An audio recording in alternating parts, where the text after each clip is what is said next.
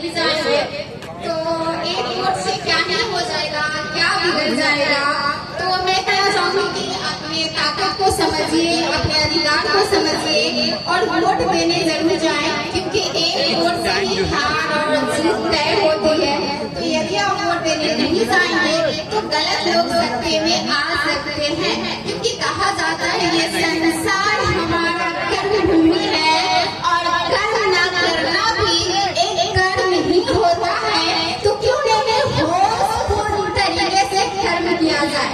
तो जितने भी लोग ऐसा सोचते हैं वोट देने नहीं जाएंगे, वो जरूर जाए, अपने कर्म को होशपूर्ण तरीके से करें।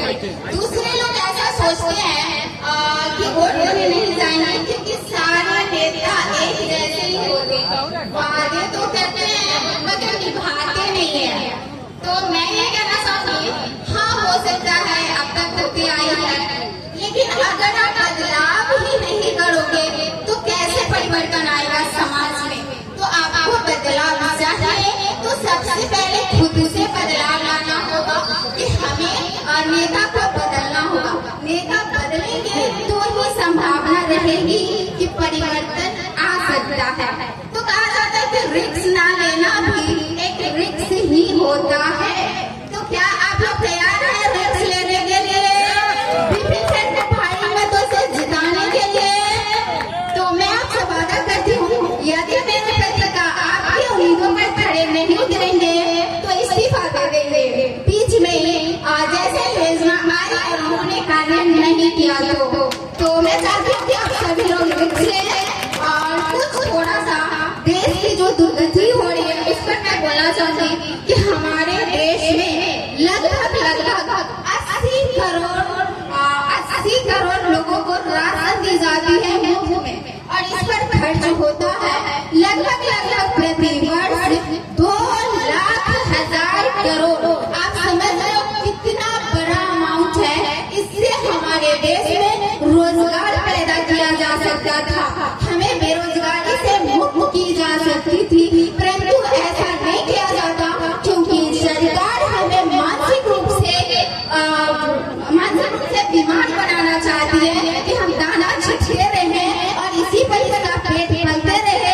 क्योंकि जब हमारा पेट भर जाता है तो हम कंफर्ट जोन में चले जाते हैं और स्क्रॉल करते रहते हैं। तो ये राशन नहीं है, ये आपके जिज्ञासा को मारा जा रहा है और 50 तरीके का योजनाएं आ रहा है आपको केवल भटकाने के लिए। तो योजनाएं नहीं देखे, हमें वोट करना है बेरोजगारी के खिलाफ, हमें वोट करना है गंदी शिक्षा नीति के खिलाफ, हमें वोट करना है गंदी सड़क व्यवस्था के खिलाफ, हमें वोट करना है गंदी स्वास्थ्य व्यवस्था के खिलाफ।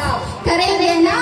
अगर नहीं करेंगे तो आने वाली पीढ़ियां आपको भी दोषी ठहराएगी। आपने भी बिका था 10,000 में, आप भी उतना ही बड़े गुनाहगार हो जितना इस देश के राजनेताएं हैं। तो नहीं बिकेंगे ना?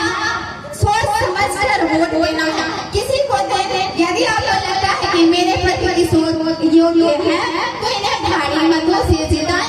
यदि आपको लगता है नहीं, जहाँ भी आपका दर्द शक्ति और साथ दे रहा है वही वोट दे। और धन्यवाद।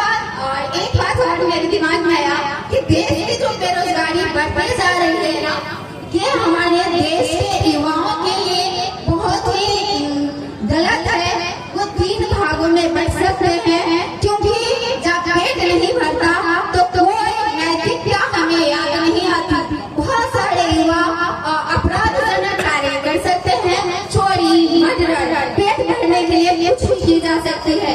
बहुत सारे युवा डिप्रेशन में जा सकते हैं, बहुत सारे नशे के शिकार हो सकते हैं, क्योंकि पेट नहीं भरता तो फिर टेंशन डिप्रेशन होना ही लाजमी है। तो हमें बेरोजगारी के खिलाफ वोट देना ही होगा। और मेहनत तो बस एक छोटी सी शुरुआत है। यदि आपका प्यार और आशीर्वाद रहा तो ये लड़ाई राज्य और देश स्तर तक भी लड़ी जाएगी। आप सभी का बहुत बहुत धन्यवाद।